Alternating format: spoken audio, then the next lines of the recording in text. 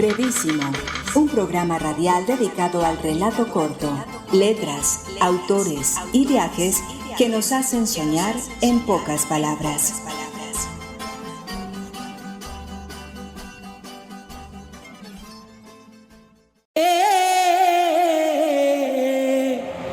Cuando el yo levanta su cabeza, llega la tempestad de la traición, la trampa, el engaño. Tan pronto como llega la tempestad, se apaga la luz del conocimiento. Cuando se apaga la luz del conocimiento, quienes se creen sabios y cultos caen bajo la influencia de la molicie. Quedan perdidos y derrotados. Oh Señor de las cuevas. Alama Prabhu. Hola, bienvenidos a una emisión más de Brevísimo, un programa dedicado a las formas breves de la literatura. Yo soy Mauricio Montoya y le doy la bienvenida a mis compañeros de mesa, Erika Arango, Alejandra Cardona, Andrés Correa y Edwin Solórzano. Hoy, en nuestra modalidad de entrevista, tendremos la palabra del profesor Zairo Anillo Martínez. El profesor Zairo es docente de la Universidad de Antioquia y también de la Universidad EAFIT. Además, un estudioso de temas como las religiones del mundo y la literatura oriental. Es licenciado en lengua castellana por la Universidad de Córdoba, magíster en literatura colombiana de la Universidad de Antioquia y en la actualidad es candidato a doctor en humanidades por la Universidad EAFIT. Con el profesor Zairo ya habíamos tenido la oportunidad de conversar en Brevísimo sobre el tema del haiku, del que él es un gran conocedor, y hoy lo hemos invitado para seguir conversando sobre Oriente, pero especialmente sobre la literatura de la India, la cual conoce muy bien y estoy seguro que después de haber transitado en nuestra cartografía literaria por tierras de la India, con el profesor afianzaremos conocimientos y aprenderemos muchas cosas nuevas. Escuchábamos al inicio del programa un fragmento de un poema del místico y sabio indio Alama Prabhu, quien se cree vivió en el siglo XII de nuestra era y es considerado uno de los principales líderes del lingayatismo, una de las tantas variables del hinduismo que tiene entre su doctrina una veneración central a Shiva, una deidad muy popular en la India. Pero vamos a entrar en materia, conversando con el profesor Zairo. Y en primera instancia, a mí me gustaría preguntarle sobre qué tipo de brevedades podemos rastrear en obras épicas y en cierto sentido de carácter religioso, como lo son el Mahabharata y el Ramayana. Resulta curioso hablar de brevedades en textos de considerable extensión como lo son el Ramayana y el Mahabharata, con 24.000 y 200.000 versos de extensión aproximadamente en las ediciones que se consideran completas. Sin embargo, mira que es precisamente la filigrana de los versos de estas brevedades las que le otorgan la unidad de sentido y estilo a sendas obras. El asunto inicia con el tipo de estrofa utilizada en ambos casos, y es la que determina la forma de los textos. En una de sus tantas versiones se nos cuenta la historia mítica de su formación. Me refiero a la Sloka. Dice en una de las versiones que he trabajado para el desarrollo de las clases que, recogido en la soledad de los bosques, el sabio ermitaño Valmiki pedía inspiración a los dioses para que le ayudasen a cantar las proezas de Rama, pero se sentía desconsolado porque no sabía la medida, la forma que le daría a los versos. Todo lo que hasta el momento había contado, narrado o versificado le parecía insuficiente para la tarea que le tocaba enfrentar. Se preguntaba Valmiki cómo cantar la ternura del corazón de Sita, por ejemplo, o describir la lealtad, el arresto de la figura de Rama, cómo imitar el sonido de los ejércitos y todo el impacto que esto causaba en el ejército enemigo. Cuenta también la historia que mientras contemplaba el cielo, se dio cuenta de una pareja de aves que posadas en un árbol dialogaban con sus trinos. De pronto, el macho de las aves fue herido por una flecha disparada por un cazador. y cayó a los pies de Valmiki. Valmiki se conmueve y comienza a percibir el dolor de la hembra al verse abandonada por su pareja. El asunto es que en ese momento comienza a versificar. Dice el texto que el propio Valmiki se da cuenta de que su frase no había brotado de sus labios en prosa, sino en verso, que era una corriente de poesía. Y al meditar, regresando a su cabaña sobre esto, Brahma, deidad suprema del hinduismo, un poco abajo del Atman, claro, pero el Atman es más que todo una fuerza, ¿cierto? Parecida al Tao en el taoísmo. Brahma se le aparece y le dice que de manera espontánea crea el verso perfecto, la famosa Sloka. Y la deidad le indicó componer el poema de la vida y las hazañas de Rama en esa medida. Allí encontramos una referencia mítica de la forma y el contenido del Ramayana y posteriormente, pues no en el tiempo, sino en la secuencia temática del Mahabharata. Podemos encontrar en el Ramayana fragmentos de un contenido ético bastante profundo, más allá de aquellos elementos que cuentan propiamente la historia, es decir, los que tienen un carácter secuencial y narrativo. Dice, por ejemplo, que ser feliz siempre es algo difícil de lograr. La felicidad y la tristeza se alternan en la vida y no puede haber felicidad ininterrumpida solamente.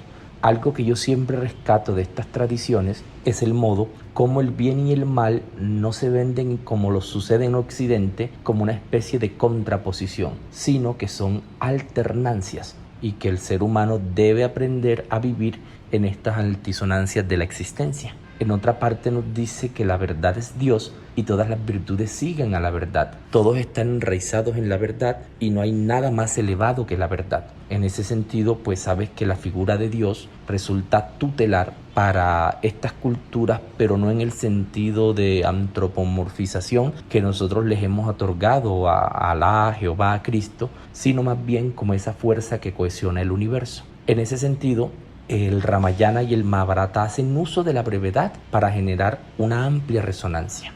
Hablemos ahora, profesor Zairo, de textos de carácter más religioso, los Vedas, los Upanishad, los Puranas. ¿Qué podemos decir sobre ellos y sobre las brevedades y sentencias que allí encontramos? En el caso de estos tres libros en concreto, los Vedas, los Puranas y las Upanishad, el asunto es en parte más primigenio, ¿sabes? Sobre todo con los Vedas y los Upanishad, las Upanishad, que son textos que tienen un carácter revelado e inspirado, a diferencia de los estrictamente inspirados, como lo es el caso del Mahabharata y el Ramayana.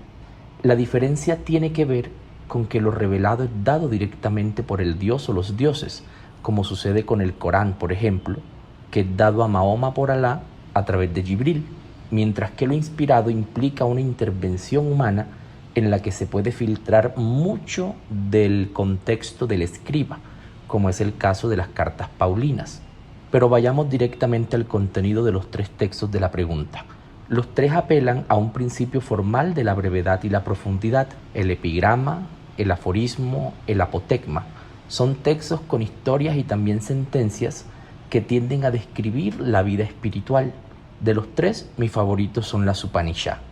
El encuentro con este libro, la manera como llegué a este, es una historia muy especial y que te contaré quizá en otra oportunidad. De momento traigo a colación un fragmento que condensa gran parte de su mensaje. Dice que el autoexistente traspasó las aberturas de los sentidos para que se dirigieran hacia afuera. Por consiguiente, el hombre mira hacia afuera, no hacia adentro, a su propio ser. Algunos sabios, sin embargo, cerrando sus ojos y anhelando la inmortalidad, pudieron contemplar el ser oculto. Dice que los chiquillos corren tras los placeres externos y caen en la trampa que les tiende la muerte. Solamente los sabios, conociendo la naturaleza de lo que es inmortal, no buscan nada estable entre lo inestable. La distinción de estas visiones religiosas entre lo que es el ser, que significa estar sentado en, y el yo o el ego, que es una construcción, es artificial, lo que determina la sociedad en ti, la cultura en ti, es crucial para entender su filosofía. Lo que pretende el sabio a través de los Upanishad por ejemplo, y también en los Puranas, claro, es marcar el derrotero para que el ser humano logre recobrar el ser y destruir el yo o el ego, que es algo que replican filosofías como la del budismo, por ejemplo. Es curioso que se conecten de esta manera, pero a la vez sabemos de la relación que hay entre lo que se desarrolla en términos religiosos de la India hacia la China y Japón. Entonces son textos cuya brevedad los dotan precisamente de esa resonancia de la que te hablaba en la primera pregunta. Profesor Zairo, cuéntenos ahora cuál es la lógica de la narración de estos textos de la India y cuál es la diferencia con la lógica del pensamiento occidental. Hablar de lógica en el contexto oriental es complicado, precisamente porque es un sistema del cual ellos desdicen, pero que se identifica de manera plena en el caso occidental. Pensemos en la brevedad en ambos casos. En el hecho estrictamente literario, la literatura occidental tiende al efectismo, a ese recurso de golpear la atención del lector al final del texto, de deslumbrarlo con azares imprevisibles, como lo diría Cortázar. Ahí tenemos toda la literatura fantástica del 19 y el 20 en Europa, aunque antes pues ya se había dado también, y que autores como Lugones, Cortázar, Borges, en el caso de Latinoamérica, llevaron a un alto nivel expresivo. Y en Colombia, el caso un tanto aislado de Germán Espinosa. La lista sería bastante extensa.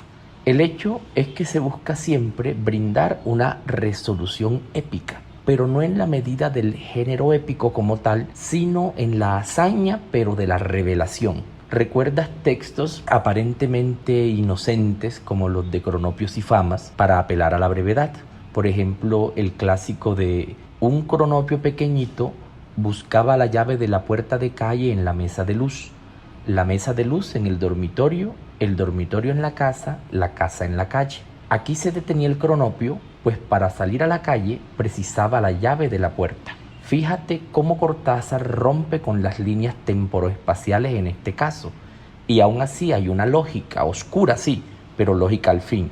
El cronopio se halla sumido en el desconcierto y en la imposibilidad de escapar como lo hacen las esperanzas. Y también quienes crean esos escapes, que son los Famas. Y Cortázar expresa esta imposibilidad con el traslape del tiempo y el espacio. En el caso de Oriente el asunto es de otro cariz, totalmente, ¿cierto? Los Vedas, por ejemplo, como el Dhammapada, los llamados versos gemelos del Buda, usan la brevedad también, pero en ningún caso buscan un efectismo literario casi que sensacionalista, sino que propenden a la reflexión, a la profundización en aspectos éticos de la existencia. En esta comparación puede rastrearse un problema metodológico, ¿ves? Y es el hecho de comparar dos épocas y contextos disímiles, Cortázar en el siglo XX y el Buda en el siglo VI a.C. Pero fíjate que en la literatura contemporánea también puede expresarse esa distinción. Kawabata es un claro ejemplo. Si bien Kawabata es de Japón y no de la India, está influido por un sistema, entre comillas sistema, de conocimiento hindú, el budismo, que aliado con el taoísmo y el shinto generan el zen.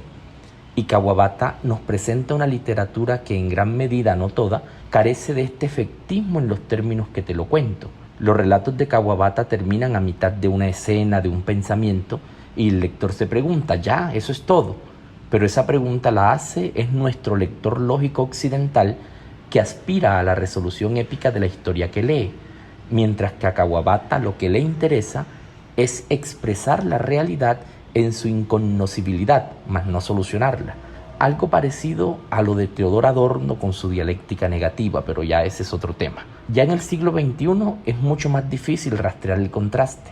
Estos autores, tanto del lejano oriente como del medio, se hallan bastante incididos por Occidente en la actualidad. Es más complejo en este caso.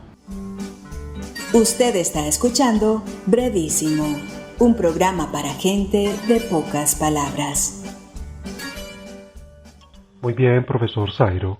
¿Podría contarnos ahora qué pensadores occidentales se han interesado por la India y desde qué perspectivas? Bueno, esta respuesta de un modo más esquemático. Autores occidentales interesados por estos sistemas de pensamiento, vamos a los tutelares. El caso icónico de Angelo Silesius, el místico alemán, Arthur Schopenhauer, el filósofo también alemán, el caso de David Hume, de esta misma zona, y en Latinoamérica el caso puntual de Jorge Luis Borges. En esos casos resulta sumamente exótica la manera como conciben la relación entre estos paradigmas. En el caso de Silesius hay una integración mucho más íntima, más profunda, es un místico, que se diferencia de la de Schopenhauer en la medida que Schopenhauer racionaliza los preceptos del hinduismo, algo similar a lo que hace Byung-Chul Han guardando las distancias en el siglo XXI, el filósofo coreano, que es muy renombrado en la actualidad, y que es un ejemplo claro del hibridaje que ha traído la globalización cultural. Es un autor que en su libro La filosofía del budismo zen contrasta el modo como el zen plantea la valoración de la realidad y la existencia, y también como lo hicieron los grandes filósofos del XIX y el XVIII en Europa. En el caso de Hume es famoso su ensayo sobre el budismo, podemos apelar a él también.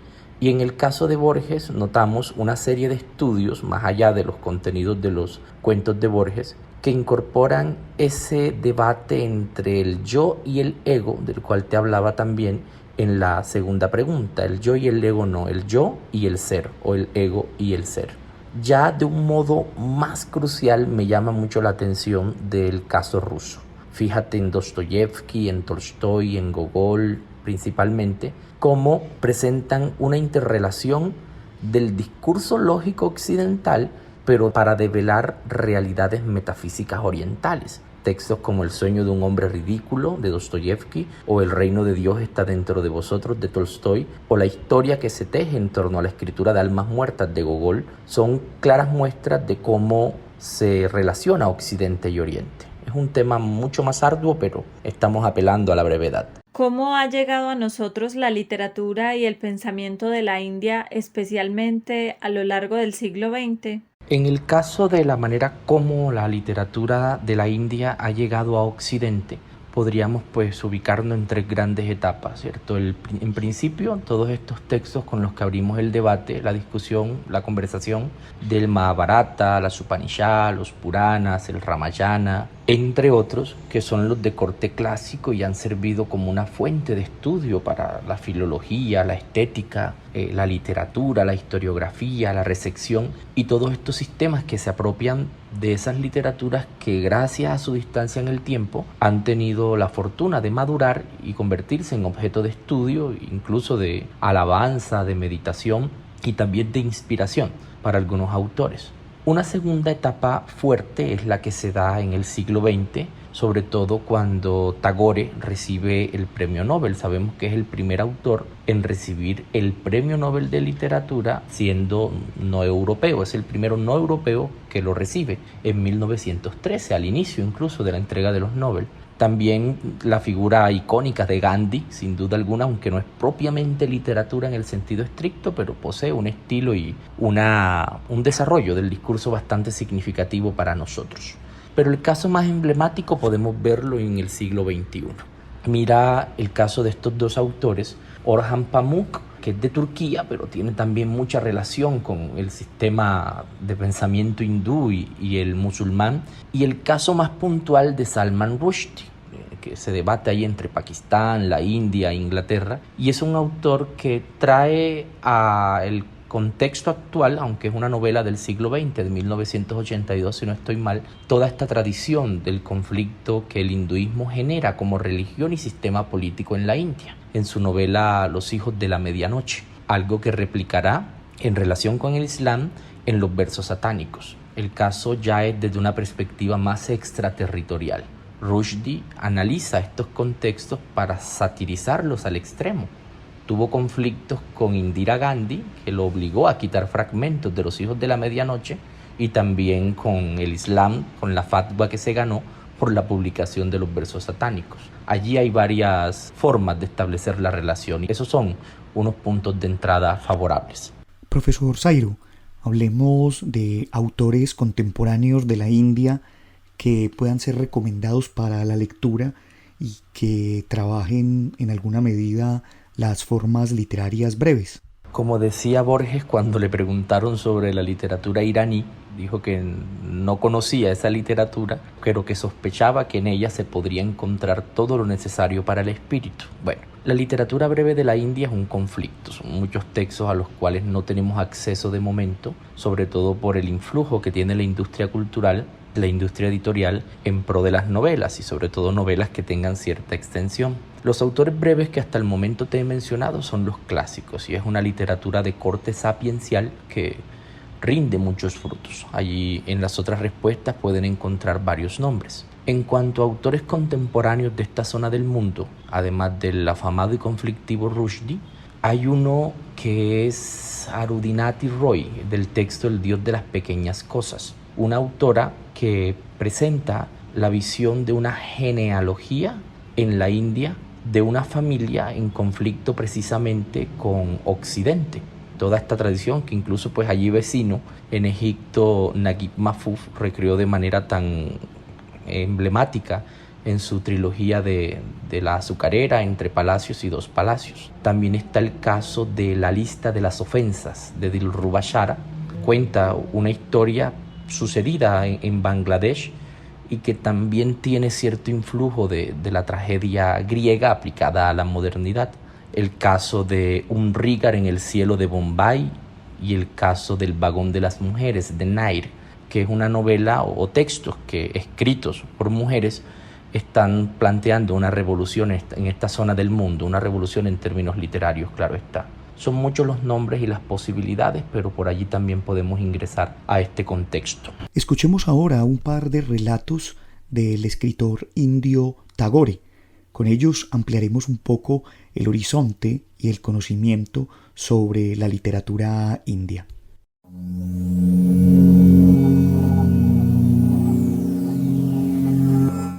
El astrónomo, de Rabindranath Tagore. Oh, si pudiéramos coger la luna al anochecer, cuando es completamente redonda y se engancha en las ramas del cádabo. No dije más que eso, pero Dada, mi hermano mayor, se burló de mí. No he conocido a nadie tan tonto como tú. La luna está muy lejos. ¿Cómo podríamos cogerla? Yo dije, el tonto eres tú, Dada. Cuando desde la ventana mamá mira cómo jugamos en el patio y nos sonríe, ¿te parece que está muy lejos? Pero Dada replicó, ¡pobre ignorante! ¿Dónde encontraríamos una red bastante grande para coger la luna?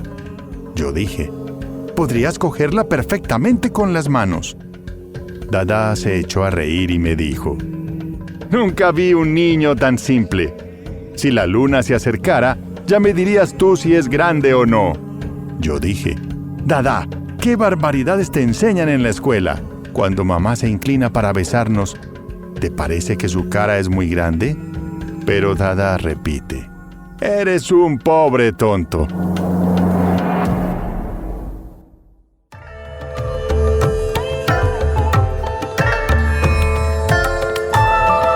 Los barcos de papel, de Rabindranath Tagore. Todos los días echo mis barcos de papel al río, donde flotan y uno tras otro son arrastrados por la corriente. En ellos he escrito con grandes letras negras mi nombre y el nombre de mi pueblo. Confío en que alguien los encontrará en un país lejano y así sabrá quién soy yo. Cargo mis barquitos con flores de ciulí cogidas en nuestro jardín y espero que estas flores abiertas al amanecer tendrán la suerte de llegar al país de la noche. Después de haber echado al agua mis barcos de papel, levanto los ojos al cielo y veo que las nubecillas preparan sus velas blancas y combadas. Tal vez algún amiguito juegue conmigo desde el cielo, lanzándolas al viento para que compitan con mis barcos. Cuando llega la noche, hundo la cabeza entre mis brazos y sueño que mis barcos de papel bogan sin cesar, cada vez más lejos, bajo la claridad de las estrellas de la medianoche. Las hadas del sueño viajan en ellos y llevan por carga sus cestos llenos de ensueños.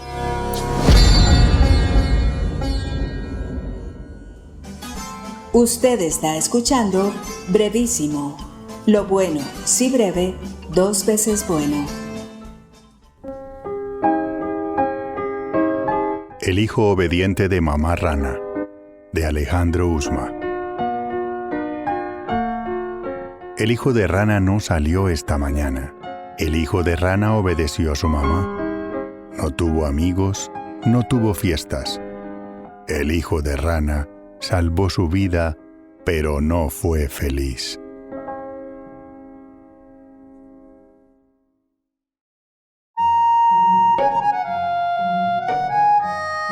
El pastorcito mentiroso entre el conejo y la tortuga, de Alejandro Usma. Dentro del público que presenciaba la competencia entre el conejo y la tortuga se encontraba el pastorcito mentiroso. Al iniciarse la carrera, la ovación por el favorito resonó en todo el valle y silenció el grito de la única persona que le apostó a la tortuga. En el transcurso de la contienda, el pastorcito mentiroso dispersó a los asistentes con sus mentiras acerca del lobo devorador de sus ovejas. Nunca se supo quién de los dos llegó primero a la meta.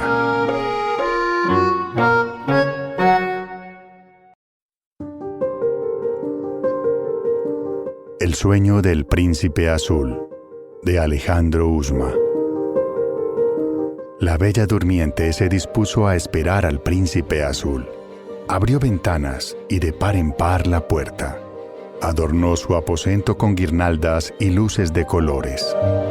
Se recostó en su lecho, alegre y sonriente, atenta al sonido galante de los cascos del caballo.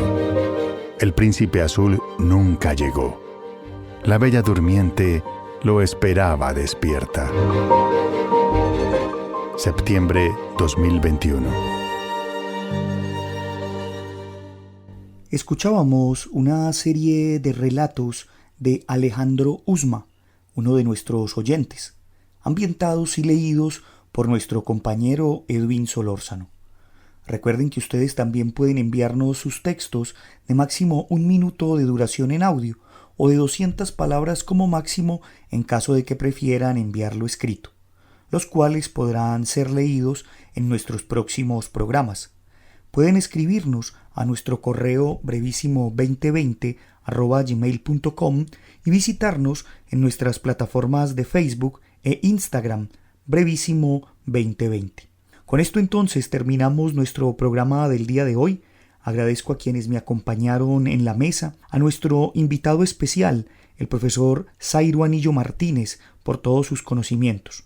Un agradecimiento a Edwin Solórzano, quien desde el estudio de voces Alas, Volamos tu imaginación, nos aportó con una serie de audios ambientados. Pueden escuchar los trabajos de Edwin en el podcast Al Aire, Crónicas, Cuentos y Relatos. Agradecemos también a la Universidad Nacional por este espacio que nos brinda, a Jorge Benjumea en el máster, y a ustedes los esperamos para una nueva emisión de Brevísimo. Hasta pronto. Brevísimo, un programa radial dedicado al relato corto, letras, autores y viajes que nos hacen soñar en pocas palabras.